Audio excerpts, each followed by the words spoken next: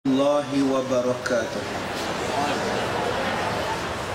Bismillahirrahmanirrahim.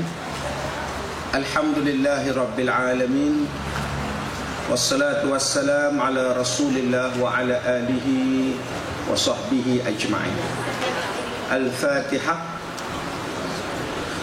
Bismillahirrahmanirrahim. Alhamdulillahi rabbil alamin. Ar-Rahmanir Rahim. Maliki yaumiddin. Iyyaka na'budu wa iyyaka nasta'in. Ihdinas siratal mustaqim. Siratal ladzina an'amta 'alaihim ghairil maghdubi 'alaihim waladdallin. Amin. Baik, alhamdulillah kita membaca kitab Aqidatun Najim. Kita sampai pada muka surat 337, bab berkenaan dengan taubat. Kita telah membaca berkenaan dengan mengumpat ataupun ghibah. Pada hari ini insya-Allah kita akan melihat pula tajuk berkenaan dengan taubat. Baik. Dan bermula taubat itu memberi manfaat ia pada mengumpat daripada sekira-kira aqdam atasnya. Baik, dia kata hukum bertaubat ini ada tak manfaatnya? Dia kata ada manfaat bagi orang yang bertaubat, khususnya di dalam bab mengumpat. Sebab mengumpat ini ada dua. Maksud ada dua ni apa?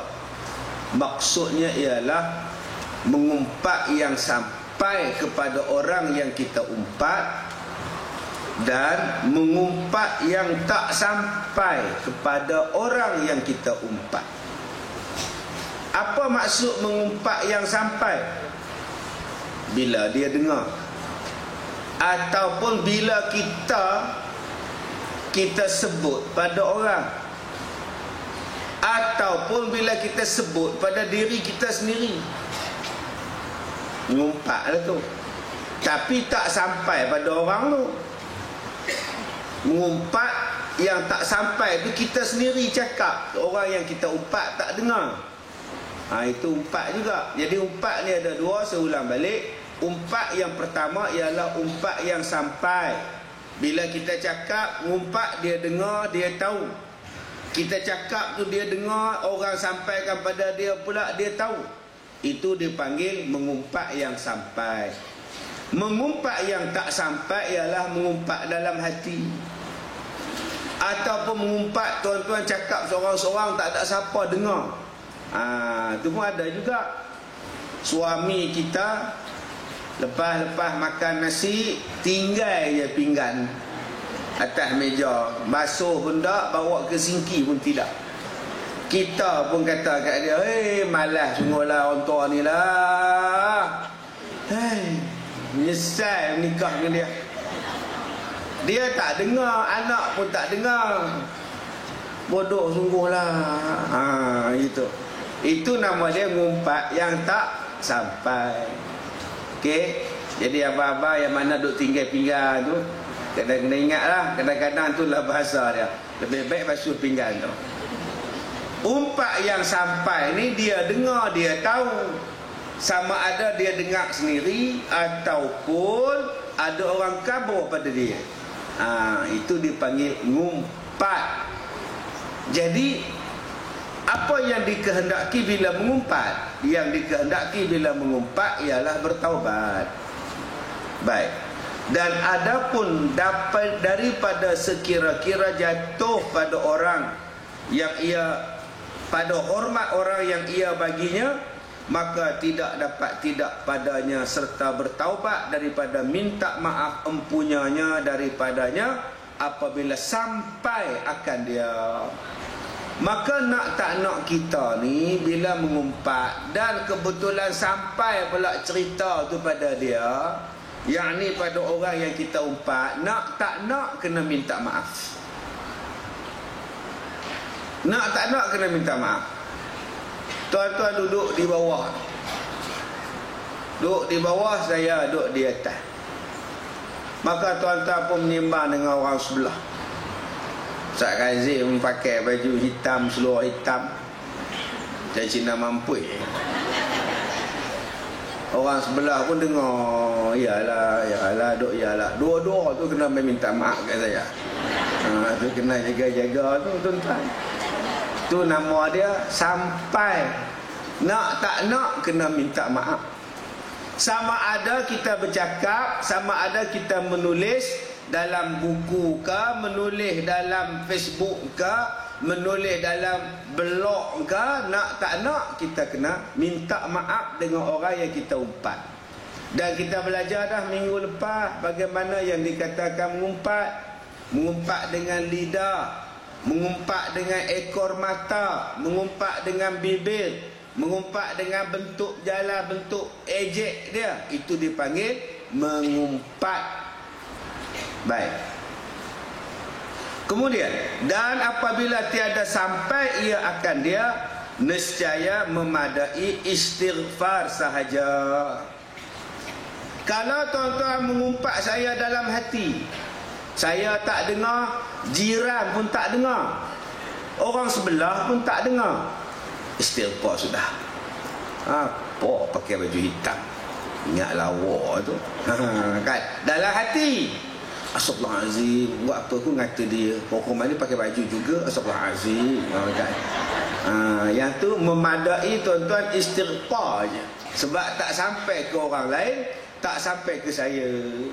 Serupalah tadi, suami kita keluar-keluar daripada rumah, tinggal meja, tinggal pinggan mangkuk, tinggallah kita kena hayun. Nama dia mangkuk hayun. Dia tinggal je. Kita marah kat lelaki kita, awak lah, malas sangat orang tua ni lah, bodoh sungguh. Dia tak dengar, kita pun seorang-seorang kita cakap, yang dengar kucing. Maka tak payah minta maaf kat suami, istighfar cukup. Sebab tak ada siapa yang dengar. Boleh faham? Boleh. Baik. Dan jika sampai umpatan itu akan dia, selepas daripada demikian itu, nescaya sampai ia akan dia, padahal dihapuskan dosanya. Dia kata kalau kita cakap, kita dah istighfar lah, minta ampun dah, tiba-tiba sampai juga dekat dia, sampai juga dekat dia, tiadalah dosa pada kita. Sebab kita pun tak tahu benda tu boleh sampai, kita minta maaf dah, maka tiadalah sampai dosa tu dan dihapuskan dosanya. Dan tiada sah maaf dan melepaskan orang yang diumpatkan dia, serta ia jahil dengan barang yang berkata ia akan dia, seperti berkata-kata oleh yang mengumpat bagi orang yang diumpatnya, aku kata pada hak engkau akan perkataan, maka maafkanlah akan daku daripadanya. Dia kata di sini, dan tiada sah maaf, tiada sah minta maaf, tiada sah minta ampun daripada orang yang kita umpat. Walaupun orang yang kita umpat itu jahil, dia tak tahu yang kita umpat dia. Maka kita ni tuan-tuan, bila kita mengumpat seseorang, dia tak tahu apa pun, dia tak tahu apa pun yang kita umpat dia. Kita saja yang mengumpat, dia tak tahu apa pun, dia tak salah apa pun. Maka tuan-tuan tak bolehlah diminta maaf saja-saja atau minta ampun saja-saja. Tak boleh. Ya, tuan-tuan ngumpat pada orang lepas sembahyang, tuan-tuan berdoa. Yang hamba Allah tu tak tahu apa pun, tak tahu salah apa pun, kita dah fitnah dia. Kita mengumpat dia di masjid, di surau, dalam ceramah. Lepas tu kita pun sembahyang. Lepas kita sembahyang, kita berdoa, ya Allah, ampunkanlah dosa aku, ya Allah. Mana nak tahu kok ada mengatakan ke orang ke apa-apa. Tiada diterima keampunan itu, tiada diterima kemaafan itu. Sebab tak minta daripada maaf kepada orang yang kita umpat. Jadi tuan-tuan, jangan anggap bila kita maaf dengan Tuhan, minta ampun lepas sembahyang tu, Allah ampun dah dosa kita. Tidak. Dosa yang melibatkan dengan manusia, kena minta ampun daripada manusia. Nak tak nak kena cari orang yang kita buat salah untuk kita minta maaf. Baik.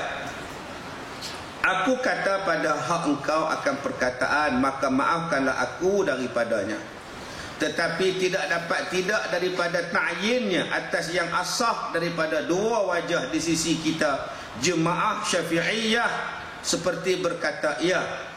Okey Ustaz, boleh tak kita minta maaf dengan orang tanpa kita sebut apa yang salah kita pada dia? Kita main jumpa dia hari raya, hari raya puasa jumpa, raya haji jumpa, hari raya tahun baru Cina pun dia jumpa. Dia jumpa-jumpa, dia kata, Leha minta maaf lah, kok ada apa-apa kan minta maaf lah, nah sama-sama lah Kak Nak. Oi, adakah selesai? Menurut pendapat Imam Syafi'iyah, tiada selesai macam itu, melainkan kena sebut, Kak Nak, saya minta maaf lah Kak Nak, hari tu saya kutuk Kak Nak pakai baju merah, merah jambu pula tu kan. Jadi saya ada lah kata sikit, amboi pakai merah apa letak badan dengan tua. Jadi saya minta maaf lah Kak Nak. Kena sebut macam itu. Ustaz, tak boleh kita pergi minta maaf gitu ya. Nak minta maaf lah kan, selamat raya lah, sebenarnya hari baik tahun baik ni aku minta maaf nak weh. Nak pun kata sama-sama Kak Ha ya. Amin. Menurut pendapat Syafi'i tidak sah, melainkan kena habaq. Nak aku minta maaf kat hang, hari tu aku kutung hang, piwak balik lauk tak ada mawar makan, hang curi balik lah. Kena sebut. Oh seksanya Ustaz. Sebab tu jangan ngumpat. Kita sekarang pasal kita tak faham benda ni, sebab tu kita senang-senang ngumpat ke orang. Tak apa nanti minta maaf, tak apa nanti minta maaf. Sebab kita tak faham. Kita kena cerita apa yang kita ngumpat pada dia. Kalau kita faham syarat sah minta maaf pada orang yang kita umpat ialah cerita apa salah kita pada dia. Tu yang dia sebut di situ. Tidak dapat tidak daripada ta'yinnya. Ta'yin tu apa?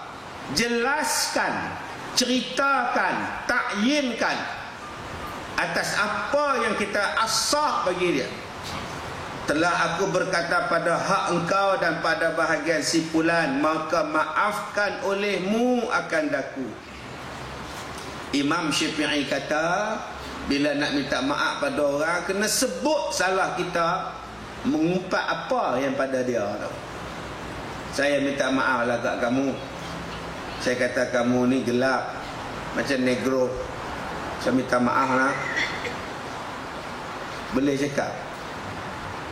Takut dia marah Ustaz. Atau yang kamu cakap tu tak fikir pula, gelap ke putih ke Allah yang buat, yang kamu ngata ke orang pasal apa? Jaga-jaga tuan-tuan. Itu pendapat siapa? Pendapat Imam Syafi'i, pendapat Syafi'iyah. Tetapi bagi pendapat Imam Maliki, dia kata memadai memaaf dan tak payah sebut apa yang kita cakap. Itu bagi mazhab Maliki. Tak payah sebut apa yang kita ngumpat dia, apa yang kita ngutuk. Minta maaf je. Nak minta maaf apa minta maaf sebab apa? Mana tahu kan kau kasar bahasa ke minta maaf Oh iyalah, selesai. Sah bagi mazhab Maliki. Tak apalah Ustaz, saya ikut mazhab Maliki je lah, kata dia. Malah benar ikut Syafi'i. Kejap Syafi'i, kejap Maliki. Yang mana senang dia ikut, mana susah dia tinggal. Ni pun ada juga orang macam ni tuan-tuan. Jadi bagi mazhab Syafi'i, kalau kita ngumpat orang, kita kena minta maaf pada dia dengan menyebut apa yang kita umpat. Bagi mazhab Maliki, tak payah sebut pun tak apa, memadai minta maaf. Tapi bagi mazhab Syafi'i dia ada dua pendapat. Pendapat pertama kena sebut, pendapat kedua tak payah sebut, memadai sajalah minta maaf. Jadi mana yang kita nak pakai? Yang kita nak pakai ialah boleh disebut apa kesalahan kita jika kita beranggapan bahawa tidak menimbulkan lagi kekeruhan dan masalah. Tetapi kalau kita sebut apa yang kita cakap pada dia sehingga menimbulkan kemarahan dia, maka tak payah kita sebut. Boleh faham? Baik, ulang balik. Jadi macam mana Ustaz? Saya ada ngata pada Ustaz dua cara. Kita sebutlah kesalahan kita itu, boleh disebut kalau kita berfikiran orang tu tak marah. Sebut dan minta maaf. Dan tak payahlah kita bagi tahu, memadai sajalah minta maaf kalau kita tahu dan beranggapan bahawa dia akan marah. Tak payah sebut. Minta maaf sahaja. Itu taubat daripada mengumpat. Okey, jadi lepas ni berhati-hati. Jangan mulut tu cabui sangat. Mulut ringan ngata orang. Buatnya mazhab Maliki baru, mazhab Syafi'i baru dia tahu. Kena sebut satu-satu. Baik, habis bab taubat daripada ngumpat. Kita tengok zamimah. Apa dia zamimah? Zamimah ni dalam bahasa Melayu sesuatu benda yang kita buat yang akan menimbulkan kesan yang buruk kepada kita. Nama dia zamimah. Jadi jangan bubuh nama anak zamimah. Lagi tuan-tuan bubuh nama zamimah pula. Nama apa ni? Syafika Zamimah Etika. Oh, macam nama insurans je. Buat zamimah ni maknanya benda buruk yang kita buat yang menimbulkan kesan tak elok. Baik. Dan demikian lagi wajib atas kita menjauhkan daripada segala perkara yang disebut sebagai zamimah. Apa dia zamimah? Zamimah ialah perkara yang dicelakakan pada syarak, seperti perbuatan zalim. Jangan buat benda zalim, nanti Allah balas pada kita. Zalim pada apa? Pada apa-apa sajalah. Apa dia zalim? Zalim meletakkan sesuatu bukan pada tempat. Sepatutnya dia yang bagi duit pada isteri, ni tidak, dia duk pau duit isteri dia. Habis isteri ni lah menega karipak, bagi-bagi buta duk goreng. Dapat duit karipak, dia sapunya duit isteri dia. Isteri lah yang duk lah ambil ngupah jahit tepi. Orang suruh jahit tengah pun dia jahit, jahit tepi pun dia jahit. Dapat duit upah jahit tepi, suami kidnap duit tu. Menolak isteri ni. Aduh, letih lah aku dapat laki macam ni. Tu nama dia zalim. Allah balas balik. Tu nama zamimah. Sesuatu benda buruk yang akan dapat balasan buruk. Ataupun derhaka, lawan mak bapak. Lawan mak bapak, bantah mak bapak, derhaka pada suami. Lawan mak kata jangan kahwin lagi, belajarlah dulu. Mak kata pergilah kahwin, tak nak pula. Pelik manusia. Yang mak tak bagi kahwin, sibuk nak menikah. Belajarlah dulu PA. Oi, baru tengah tempat gitu mak. Mak saya takut terlanjur kata dia. Melawan mak. Yang mak kata PA, kahwin lah, tak nak kahwin pula. Derhaka pada mak bapak. Dengan sebab derhaka, dengan sebut wala taqul lahuma uffin wala tanharhuma wa qul lahuma qawlan karima. Kita sebut uff, itu pun dah dikira derhaka. Dan Allah balas balik tuan-tuan. Ataupun memutuskan jalan silaturahim. Memutuskan silaturahim. Tak mengaku anak, tak mengaku adik, tak mengaku kakak, tak mengaku saudara seagama, tak cakap, tak bertegur, sebelah menyebelah tak bertegur. Dia naiknya tembok 8 kaki, atas 8 kaki, botol kacau pula. Jiran Astaghfirullahalazim. Berapa lama dah kamu tak bercakap? Sejak awal pindah sampai sekarang, kata dia. Sampai dia berpindah ke alam barzah. Eloklah tu. Maka orang yang memutuskan silaturahim, dia akan dapat zamimah. Apa dia zamimah? Balasan. Siapa yang buat zalim pada orang, dia dapat balasan. Siapa yang lawan mak bapak, dia akan dapat balasan buruk. Siapa yang putus silaturahim, dia akan dapat balasan buruk. Dan balasannya Allah balas cash. Lawan mak ni Allah balas cash.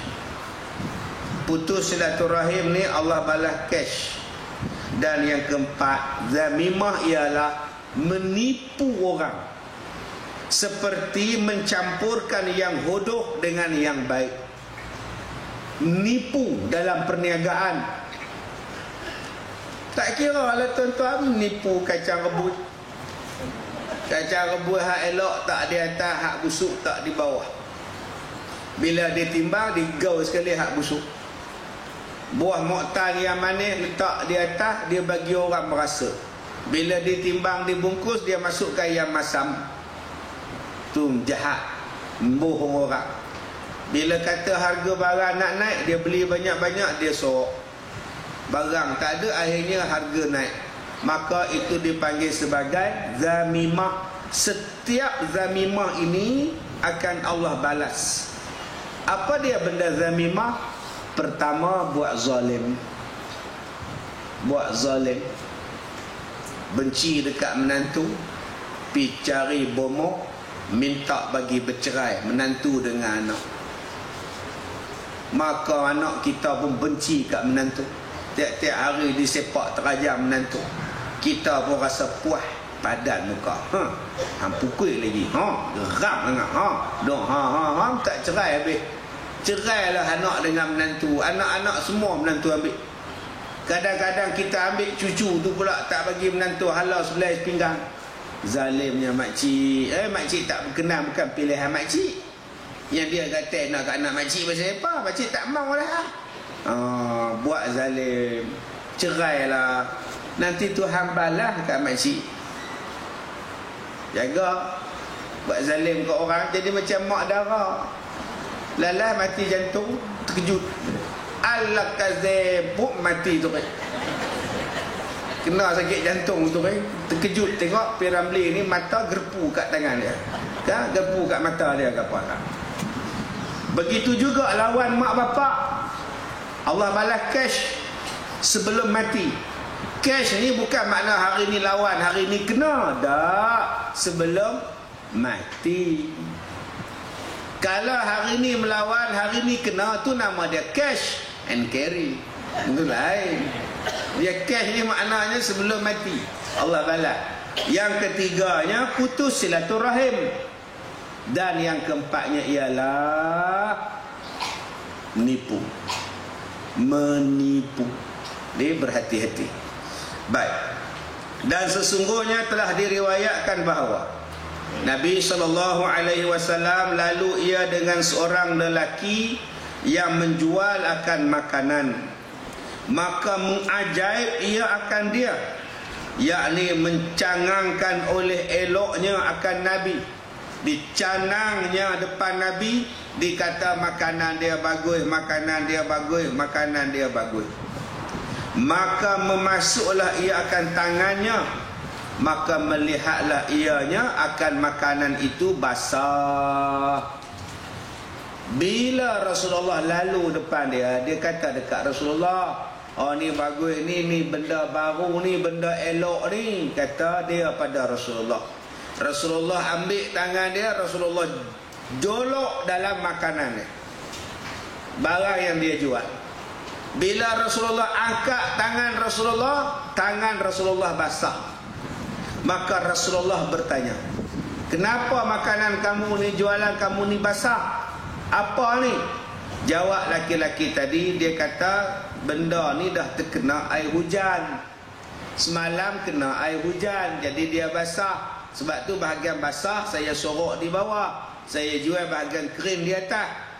Maka kata Rasulullah, hendaklah engkau jadikan dia daripada atas makanan, yakni jadikan olehmu akan yang basah ini pada zahir, timbun makanan hingga dilihat oleh manusia. Nabi kata jangan duk bohong, yang tak elok kamu simpan di dalam, yang elok kamu tunjuk di luar. Orang terpercaya, terpedaya dengan yang di luar, tapi hakikatnya buruk, tak elok. Perbuatan kamu ni tak elok. Macam sekarang lah tuan-tuan, ni Nabi cerita ni dalam bab menjual makanan. Mungkin roti ke, mungkin roti Arab ke. Zaman sekarang ni dia dipanggil sebagai hidden cost, charge tersembunyi, hidden charge. Dalam iklan, nampak umrah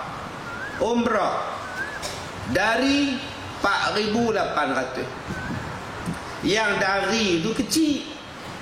Umrah September dari 4,800. Kita pula jenis rabun, mak 4,800, mak murah gila. Gila. Akhirnya gila ke sana. Cuba cerita elok-elok, berapa harga yang betul-betul. Akhirnya bila naik dekat kapal terbang, servis kena bayar, airport tax kena bayar, kilo 20 kilo kena bayar, air zam-zam kena bayar, duduk atas bas dikutipnya lagi tip nak bagi dekat muasasah dan muassusah. Subhanallah. Bila sampai di sana pula 4 orang sebilik harga lain, 3 orang sebilik harga lain, tambah lagi kira-kira semua 6,800. Maka itu dipanggil sebagai pembohong dalam perniagaan. Jaga-jagalah tuan-tuan. Kita naik kapal terbang, naik apa semua, semua murah. Beli tiket murah, RM9 suku, RM100, RM99, 3 suku, semuanya dah. Tapi bila buat sana, lambat sikit di cancelnya. Kadang-kadang cancel kapal terbang pun dia tak beritahu. Sampai-sampai airport batal sebab penumpang 2 orang cancel. Jaga-jaga. Ada pula dia kata, ni barang 2 kilo belum masuk lagi, beg hang 2 kilo belum masuk lagi, hang pula berat terlebih 4 kilo pun tak boleh juga. Lama-lama tambah jadi mahal pula. Itu yang banyak sekarang tersembunyi. Serupalah dalam perkhidmatan rangkaian selular, murah saja, SMS murah, apa murah. Bila-bila tengok mahalnya pula. Maknanya ada benda yang dibohongkan. Sebab tu Islam dia suruh pada kita zahirkan, cerita elok-elok. Harga 4,700 ni harga apa? Harga seorang budak-budak 4,700. Untuk makcik, mak budak, untuk makcik 6,700. Kabarlah. Jangan nipu orang. Bermula dari 4,700. Sampai-sampai dia 4,000 tok 7,000. Yang ni tak kena tuan-tuan. Ya, Islam dia suruh kita jelas. Jangan kita ada hidden, ya, hidden kamera, hidden cost, hidden charge, macam-macam duk sembunyi lah kena bayar yang bukan-bukan. Baik, kemudian maka Nabi bersabda, barang siapa menipu daya akan kami, maka dia bukan daripada kami. Nabi kata siapa-siapa yang menipu, ghurur, dalam bahasa kita sebut ghulul. Orang yang berbohong ni nama dia ghulul. Nabi tak mengaku sebagai umat orang yang menjadi ghulul, yang menipu di dalam bisnes, yang menipu dalam perniagaan, yang menipu dalam urusan. Nabi tak mengaku umat. Laisa minna, kata Nabi, bukan daripada kami. Maksud bukan daripada kami ni apa? Yakni Maksudnya ialah tiada daripada jalan kami yang sempurna. Orang ni tak ikut Nabi, orang ni bantah Rasulullah. Orang ni bukanlah bersifat dengan sifat yang baik, sifat yang diajar oleh Nabi SAW. Yang kedua, dan seperti dusta bagi yang lain daripada maslahah syari'iyah, maka jika ada ia kerana masalah syari'iyah, nescaya harus berdusta seperti dusta bagi isteri kerana hendak membaikkan dirinya. Tetapi ada bohong yang dibenarkan syariat. Syariat membenarkan kita berbohong dalam beberapa bab. Jadi hari ini sikit kita nak sentuh paksa bohong.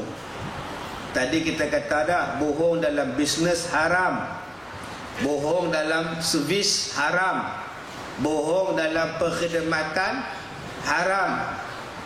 Okey, sekarang ni kita duk percaya dengan orang bohong dan kita suka dibohong pun. Tu perangai kita kan, nak kata apa, kita suka dibohongi. Kita gembira kita dibohongi. Saya jelaskan bahawa saya tidak akan bertanding. Tutup dia jadi calon. Bohong benar tuan-tuan. Kan? Terang-terang bohong. Sebenarnya ini adalah proses demokrasi. Dan kita menerima perletakan jawatan. Dan saya tidak akan bertanding. Tutup saya yang akan bertanding. Bro, nampak benar nipunya. Tapi orang suka, nak kata apa? Orang suka dibohongi. Bohong tak habis-habis, hidup bohong. 16 September lah apalah, bohong lah ke. Yang mana faham, tak faham sudah. Baik, adakah bohong dibenarkan syarak? Ada bohong yang dibenarkan syarak, maknanya tak berdosa. Pertama, bohong kepada isteri kerana hendak membaikkan isterinya. Bohong kepada isteri supaya isteri tadi jadi baik. Isteri kita dengan mak kita tak ngam. Ngam-ngam dia. Dia tak ngam betul. Isteri kita tak suka bila mak mentua datang. Isteri kita tak suka bila mak kita datang. Isteri tak suka ajak balik kampung kita, dia tak suka. Macam mana aku nak bagi suka isteri aku ni? Kita bohong dah. Kita kata mak tanya hang, lama hang tak balik. Mak rindu kah? Tu duduk simpan ke lempuk bela tak makan-makan. Dia suka hang makan lempuk tu, mak buat lempuk kah? Padahal mak kata aku menyampah bini hang. Kalau dia main balik rumah aku lempuk dia dengan lempuk. Mak tak suka apa pun dah. Mak menyampah agak. Tapi kita nak bagi mendamaikan isteri kita, nak bagi isteri kita suka, harus berbohong. Boleh, tak salah. Tuan-tuan balik ke rumah lambat balik, janji balik pukul 2, nak makan tengah hari sekali, pukul 6 baru sampai. Marahlah isteri, kari kepala ikan dah sejuk, sayur pun dah lunyai habis dah. Suami ni tahu isteri marah, keluar macam mana jam raya Cina. Dalam jam balik-balik isteri duk nyebai cekak pinggang. Kita pun bagi dekat dia buah limau mandarin. Masa dia ambil, dia bawa ke dapur, masam muka. Kita pun tahan dia. Ya, kejap.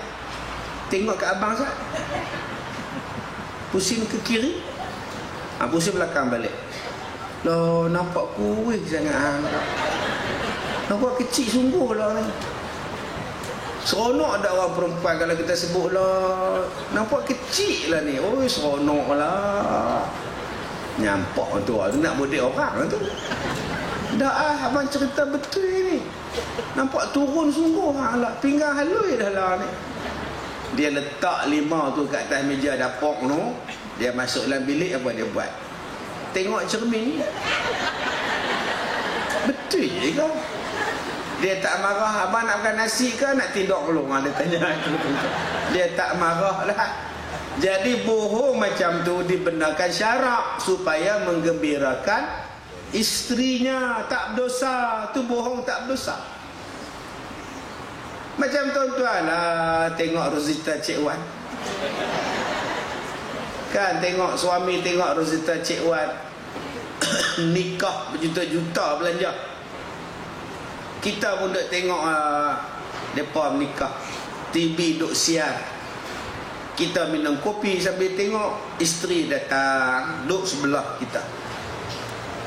Nah, duk sebelah kita. Jadi bila duk sebelah isteri kata, cerita apa abang? Cerita mereka menikah ni apa, Rosita apa atau Cik Wan apa tau. Oh abang, saya minat Rosita abang. Lawa abang tu betul lelaki dia dapat. Lawa apa? Lawa hang. Nampak. Lawa isteri abang ni. Bohong tak tu? Dia bohong lah. Kalau hang tak lawa, abang tak nikah dengan hang lagi lawa. Terus isteri tanya, abang nak kopi ke? Boleh tak? Padahal tak habis lagi tu kat kopi tu. Pasal kena puji, dia pi lagi ke dapur. Buat lagi kopi. Suami pun tengok, Rosita Cik Wan konon. Tok Wan ada kata dia. Maka hukum dia, tak apalah puji dia walaupun bohong. Tak jatuh salah. Sebab nak bagi isteri suka, nak bagi isteri sayang dekat kita. Kita dah makan kenduri, orang nak pergi umrah, buat kenduri doa selamat lepas sembahyang Isyak. Kita dah makan. Bila balik ke rumah, isteri tunggu. Takkan kita nak cakap abang dah makan, dah kenyang dah. Kesian kat isteri kita. Abang dah makan belum? Abang mana ada makan. Kalau hang masak hak mana abang tak makan di luar hak, tak sama dengan hang masak. Padahal dah minta kenapa 4 pinggan tak. Tapi nak jaga hati isteri abang tak gamak lah. Biar isteri abang makan sorang-sorang. Jadi hukum dia bohong. Maka bohongnya tak berdosa. Sebab bohongnya menggembirakan isteri. Jadi berhati-hatilah akak-akak ya, yang kena puji selalu tu. Nampak benar ni punya ya, berhati-hatilah. Baik, kemudian yang kedua, berbohong kerana hendak melepaskan Muslim daripada dibunuh. Maka boleh berbohong untuk mengelakkan seseorang Islam dibunuh. Kita sedang menonton televisyen pukul 9.30 malam. Tiba-tiba orang ketuk pintu dengan kuat, tolong, tolong, tolong. Kita pun buka. Dia terus terpa, dia menyorok, dia kata, makcik tolonglah saya, Along nak bunuh saya. Mereka duk ambat dengan parang, dengan kayu hoki, dengan kapak. Tolonglah makcik. Kamu nyoroklah balik kusyen tu. Tiba-tiba datang Along, Angah, Alang semua datang ramai lah. Makcik, nampak kan ini orang? Orang mana makcik labun tak nak nampak. Ini orang lari pakai baju warna hitam, seluar warna hitam, mana nampak? Tak adalah makcik tengah nengok kalau dah jodoh, kata dia. Makcik cakap betul-betul, ada nampak ini lalu orang depan rumah? Tak nampak, tak nampak. Dia pun pergi cari tempat lain. Makcik tadi dah berbohong. Maka bohongnya itu tak berdosa kerana menyelamatkan nyawa orang yang nak dibunuh. Keluarlah budak, oi, dah daripada belah dah balik lah. Dia buat keluar pisau pula. Makcik serahkan duit udah tuan-tuan. Aku dah nolong kamu, kamu nolong rompak aku pula ya, kata dia. Yang ketiga, yang dibolehkan berbohong supaya membaikkan dua orang yang berkelahi. Leman dengan Limah bergaduh. Dah sekarang dah berasing tempat tinggal. Limah isteri pada Leman. Limah merajuk, Liman pun merajuk. Kita sebagai mak bapak cari jalan nak bagi damai menantu dengan anak. Kita pun berbohong pada Leman. Dahlah Leman, Limah ada telefon mak semalam, dia menyesal lah, dia tinggi suara pada kamu.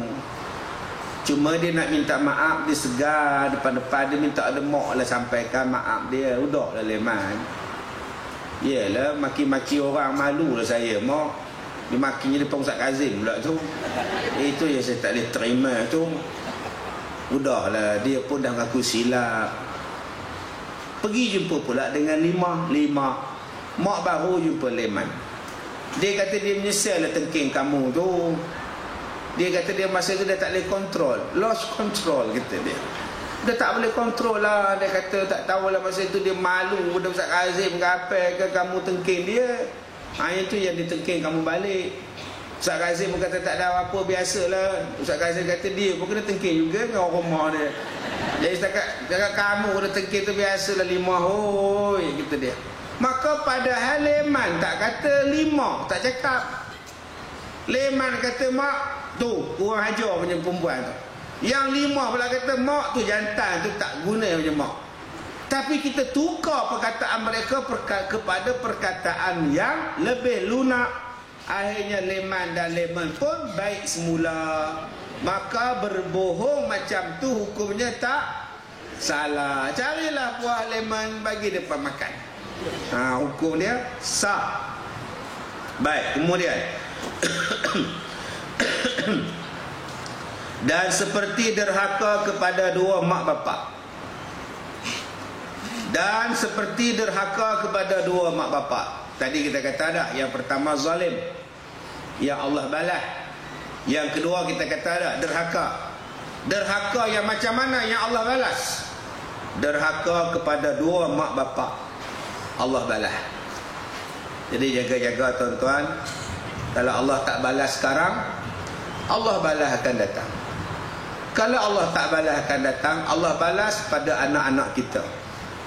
Anak kita pula buat apa yang kita buat pada mak bapak kita.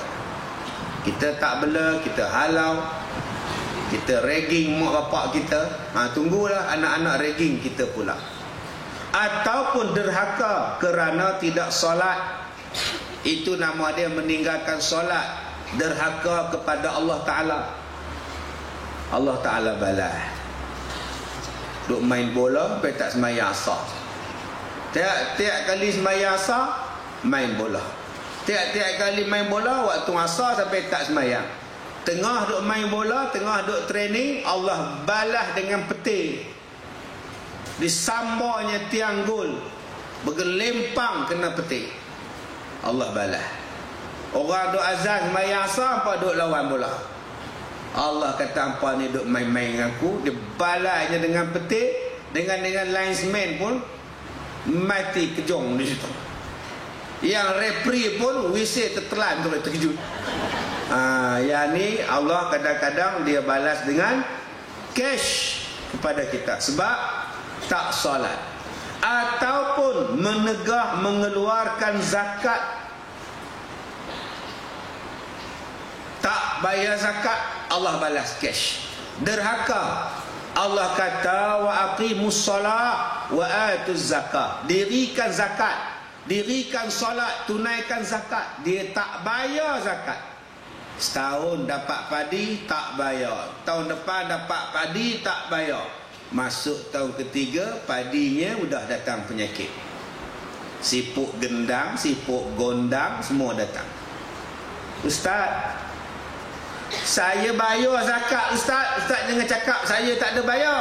Memang kamu bayar. Jiran padi sebelah kamu tak ada bayar. Dengan sebab dia tak bayar, penyakitnya datang pada kamu. Tak adil lah Ustaz. Saya bayar kena. Kamu cuma bayar untuk kamu. Kamu tak pernah ngajak dia bayar.